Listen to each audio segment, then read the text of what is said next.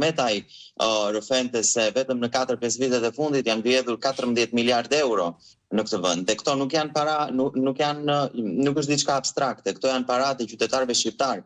Janë ato që qytetarët shqiptarë heqin nga vetja për t'ia dhënë shtetit, i cili duhet theksuar nuk ka para të vetat, por i merr nga qytetarët shqiptar në mënyrë që t'ua kthej në të mira publike, në shërbime apo në investime publike, të cilat nuk ndodhin as në rrugë, të cilat që po i shikojmë se si po shëmben, as në shërbime shëndetësore.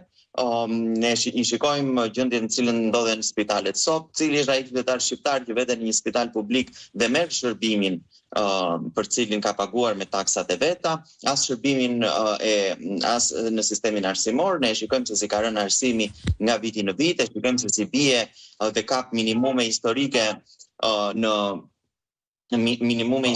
në rankimet e PISA-s. Pra, gjithë kjo situatë dhe duke shtuar kësaj çfarë po ndodh sot me zëvendës kryeministren e cila është e pandehur, por është në një mbrojtje politike nga kryeministri Rama dhe nga qeveria socialiste, nga mazhoranca në parlament, duke bërë në një farë mënyrë një puç, një grush shteti të mirëfillt brenda shtetit dhe duke penguar drejtsinë, që është një krim në vetvete, pengimi i drejtësisë. Pra, gjitha këto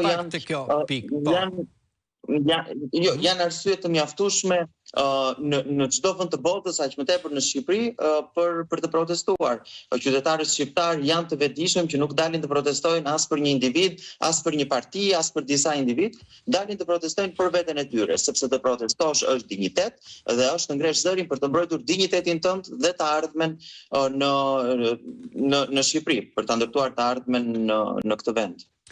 Situata me drejtësinë, se duket se çështja Balluku ka bërë që të shohim publikisht paktën një qëndrim të ri të qeverisë të shumicës dhe të kryeministrit Rama, që nuk e kemi parë në mënyrë kaq të theksuar asnjëherë më përpara. Kryeministri Rama ka thënë se çështjen që ai e çoi në gjykatën kushtetuese do duhet ta adresojë në mënyrë legjislative. Është ngarkuar grupi parlamentar i Partisë Socialiste, pra të ndryshojmë ligjin për një çështje që vjen nga gjykata speciale dhe prokuroria e posaçme dhe ngeci deri diku në gjykatën kushtetuese.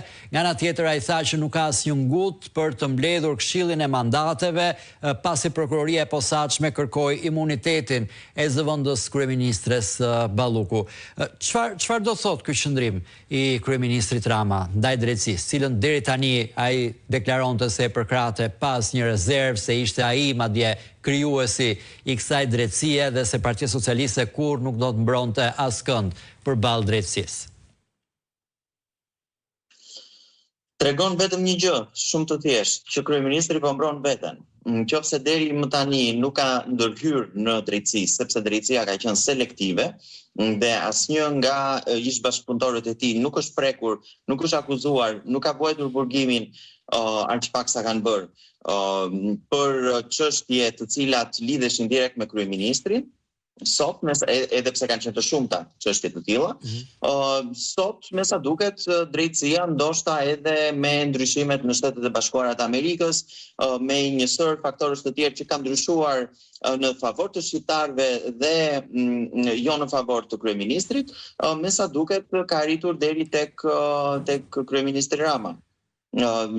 Çështja Balluku, ku ai përmendet edhe në përgjime, çështja e Akshit, janë skandale të tilla që prekin atë vet.